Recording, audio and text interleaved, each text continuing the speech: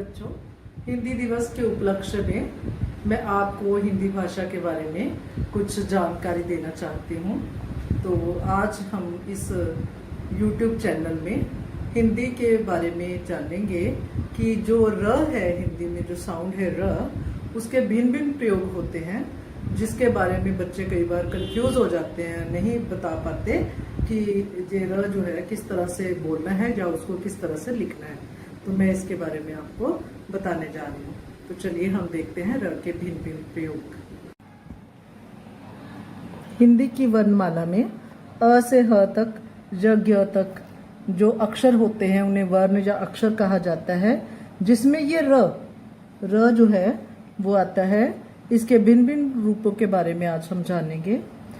ये साउंड जो है, ये ध्वनि है, इसको बोला जाता है र। जैसे हम इसको लिखते हैं रीना, परम, राम, अधर अधर, रमण रमण, फर फर। और इसको मात्रा लग जाती है जब रूमाल, तो ये र है, जिसमें हम र के एक प्रयोग के बारे में देख रहे हैं कि र को किस तरह से बोला जाता है। अब है यही र जो है कभी हलंत हो जाता है। हलंत वर्ण का अर्थ है कि ये आधा है। आधा र लिखने के लिए इस साइन को, इस चिन्ह को लगाया जाता है। तो जब हम आधा र लिखते हैं तो आधा र को नहीं लिखा जाता, तो या तो हम हलंत लिखेंगे तो या हम ये चिन्ह लगाते हैं। और ये चिन्ह जो है, इस र के पूरे सिद्धांत को रेफ का नियम या रेफ का सिद्धांत कहा जाता है। ये देखिए रेफ। तो रेफ क्या है कि ये जो र, आधा र है, उसको हमने अक्षर के जो ऊपर लगा देना। कब लगाना है? जैसे हम जो भी लिख रहे हैं तो उसमें हमने जो आगे आने वाला है, आधा र यहाँ पे आता है, उसके आगे आने वाले व्यंजन पे या स्वर पे हम ये र जो है लगा देते हैं। तो क और आधा र और म, तो बना कर्म। तो हमने इसका ये चिन्ह लगा दिया। ये मात्रा नहीं है। कुछ बच्चे बोलते हैं र की मात्रा, ये र की मात्रा नहीं है, ये चिन्ह है र का, जिसमें जो ये बताता है कि यहाँ पे आधे र का इस्तेमाल हुआ है। इसी तरह से अब आगे देखते हैं। म को उ की मात्रा है, बीच में आधा र आ रहा है, ग, मुर्ग। और अब ये देखिए, बहुत हम करते हैं परिवर्तन। पहले र आया हुआ है, वो अलग है, परिवर्तन व, और इसके बीच में आधा र है, तो बना परिवर्तन। और त की जो ये त के ऊपर जो र आया है, वो इस र को जो बीच में आ रहा था उसको बता रहे हैं। इसी तरह से चर्म, इसको बोलना भी इस तरह से, पूरा र नहीं बोला जाएगा। अगर पूरा र बोलेंगे तो च र म चरम, तो हमने बोलना चर्म। और इसी तरह से म के बीच में र आ रहा है तो मर्म और धर्म। अब आता है कि अगर तो ये अक्षर ऐसे है, या ये ऊ की मात्रा के साथ है, या ये ए की मात्रा के साथ है, तो ये इसी अक्षर पे आएगा। लेकिन अगर ये मात्रा डंडी वाली हो तो उस मात्रा के ऊपर ये साइन जो है, चिन्ह जो है, आ जाता है। जैसे सर्दी में देखिए, स आधा र, द को ई की मात्रा, तो ये र की जो साइन है वो यहाँ पे आई। तो ये साइन जो है हमने यहाँ पे लगाई है। तो सर्दी में ई की मात्रा डंडी वाली होने के कारण ये चिन्ह जो है यहाँ पे लगाया गया। इसी तरह से छोटी ई की मात्रा है मार्मिक, म के ऊपर ये र का चिन्ह आया है तो मार्मिक बोला गया। हार्दिक, इसमें भी हमने इसी तरह से जो चिन्ह जो है र का लगा दिया है ई की मात्रा के साथ। अब आ की मात्रा है। आ की मात्रा में देखिए हम मुर्गा बोलते हैं, मुर्गा। तो र कहाँ आ रहा है? यहाँ आ रहा है र, जिसको हमने यहाँ लगाया मात्रा के ऊपर। अगर हम इसको यहाँ लगा देते हैं मुर्ग की तरह, तो ये गलत होगा। ये मात्रा के ऊपर लगाया जाएगा तो ही ठीक होगा। इसी तरह से ओ की मात्रा के साथ लगेगा ये कर्मो। र यहाँ पे आ रहा है और हम यहाँ पे इसको लगाते हैं कर्मो। इसी तरह से ये शब्द है आशीर्वाद, बोला जाएगा आशीर्वाद। अब कई बच्चे इसको बोलने में भी गलती कर सकते हैं कि जो व के ऊपर, व के बाद जो मात्रा है उसके ऊपर आ रहा है ये र, तो कहीं और बोल सकते हैं। तो हमें क्या देखना है कि यहाँ पे र होगा तो यहाँ पे लगाया जाएगा, मात्रा है तो यहाँ पे लगाया जाएगा, अगर मात्रा डंडी वाली है। अगर मात्रा डंडी वाली नहीं है तो ये उसी र जहाँ पे आता है उसके बाद आने वाले वर्ण के ऊपर ये लगाया जाता है।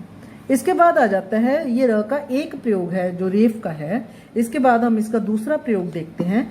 वो है कि र कभी पूरा होता है तो उसके आगे वाला वर्ण जो है वो आधा होता है। तो उसके लिए हम ये जो है चिन्ह लगाते हैं या ये चिन्ह लगाते हैं। ये दोनों चिन्ह जो हैं आधे अक्षर के आगे आने वाले र के लिए लगाया जाता है। इसको कहते हैं पदीय, यानी कि ये पैर में लगाया जाता है। पदीय का अर्थ है पैर में लगने वाला। तो अब इसमें देखिए ये है प्र, तो प्र बोला हमने, प के पैर में र, प्र। और इसी तरह से स के पैर में र, स्र, प के पैर में र, स्र, प्र, क के पैर में र, क्र। तो ये बना प्रेरणा, श्राव, प्रेम, चक्र। और इसी तरह से स के पैर में र, स्रोत, क्रम, वक्र, ग्रह। तो अगर हम देखेंगे कि ये कैसे बना है, तो आगे देखिए, प के पैर में र, आधा श और न, बोलेंगे प्रश्न। अब आ जाता है जो शब्द गोलाकार होते हैं, जो तो डंडी वाले शब्द हैं उनमें ये साइन लगेगा, लेकिन जो शब्द गोलाकार होते हैं उसमें ये वाला साइन लगेगा। ये देखिए, तो ये साइन जो है गोलाकार शब्द पे लगता है, राष्ट्रीय। ट के नीचे गोलाकार होने की वजह से हमने ये साइन डाला है। इसी तरह से ड्रम, ड्रम, तो इसमें ड जो है वो आधा है, र पूरा है, तो ड के नीचे ये साइन आएगा तो बनेगा ड्रम। इसी तरह से ड्रिल, तो इसमें भी वही है कि ये गोलाकार है। और इसी तरह से ये ट्रम्प, तो ट जो है गोलाकार होने की वजह से ये जो हमने साइन है इसको लगाया है। अब हम देखते हैं कि ये जो शब्द हैं बने किस तरह से हैं। तो ये देखिए, जैसे हमने किया प आधा मतलब हलंत, तो उसमें जब र जो है पूरा हो जाता है तो जो शब्द बनता है वो बनता है प्रश। तो ये प्र बना है, तो इसमें क्या है कि ये डंडी वाले वर्ण के साथ आया है तो हमने ये वाला साइन लगाया। लेकिन जब ये गोलाकार होता है, जैसे कि हमने ट को लिखा, ट है आधा, और उसमें हमने जब पूरा र जो है साथ में लिखा, तो हमारे पास जो लिखा जाएगा ट के पैर में र, वो ये साइन के साथ लिखा जाएगा तो बन जाएगा ट्र। इसी तरह से ये बन गया ड्र। इसी तरह से एक और शब्द आता है जिसे हम इस तरह से लिखते हैं, जैसे कि हमने लिखा हरास, तो हरास में देखिए हमने यही वाला जो साइन है ऐसे करके लगाया है, तो ये हरास जो है लिखा गया। इसको इस तरह से भी हम लिख सकते हैं या हम इस तरह से भी लिख सकते हैं, तो पढ़ा जाएगा हरास। यह के पैर मेरा हरा, ह जो है इसमें आधा है, र इसमें पूरा है। तो आइए अब हम फिर से देखते हैं कि हमने ये जो शब्द किए हैं कर्म, मुर्ग, परिवर्तन, तो इसमें कहाँ ये आधा आता है। तो हमने कर्म लिखा क, आधा र और म, तो ये बन गया कर्म। मैं आपको बताना चाहूँगी कि कई बार हमारे घर में बुजुर्ग होते हैं और वो दूसरा मोबाइल यूज़ करते हैं जो स्मार्ट मोबाइल नहीं होता, बटन वाला मोबाइल होता है, तो उसमें हम ये शब्द लिखते हैं तो वो हमें कहते हैं लिख के दो, तो हम लिखते हैं, तो ये ऐसे नहीं लिखा जाता, वर्षा, प्रभा, चंद्र।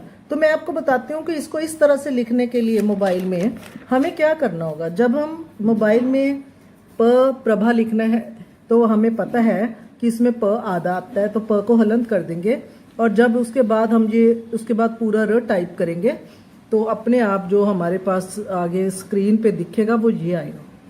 तो हम इस तरह से उसमें प्रभा जो लिख सकते हैं। फिर आ जाता है चंद्र, तो हम जानते हैं कि चंद्र में भी पहले हम च लिखेंगे, फिर हम आधा न लिखेंगे, और फिर जो हमने द लिखना है हम जानते हैं कि वो पूरा है वो करेंगे, और उसके बाद जब हम द को हलंत कर देंगे और र लिखेंगे तो हमारे पास जो स्क्रीन पे लिखा आएगा वो इस तरह से होगा चंद्र। तो ये है कि हम इसका मोबाइल में किस तरह से प्रयोग करते हैं। अब मैं वो शब्द आपको बताऊंगी जिसमें दोनों तरह के रा का इस्तेमाल हुआ है। तो उसमें पहला शब्द जो है वो है आर्द्र, इसमें ऊपर का र भी आया है और पैर वाला र भी आया है।